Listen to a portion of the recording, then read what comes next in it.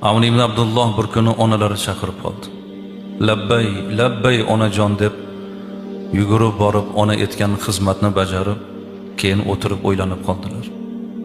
Men onamga beodoblik qildim deb o'zlarini gunohkor sanab, kaforatiga ikkita qul ozod qilgan ekanlar. O'zlarini gunohkor sanaganlari labbay, labbay onajon deganda o'sha labbay degan so'zni 2 marta ovozlarini balandlatib e'tiborganlariga o'zlarini xatokor sanagan ekanlar. Ovozinglarni balandlatmanglar faqat. Ko'chada tashvishda qolib ketdingiz, uyga kulib kiring. Tashvishingiz bilan onangizga ozor bermang. Chunki siz qanchalar tashvishlanib qiynalyapsiz.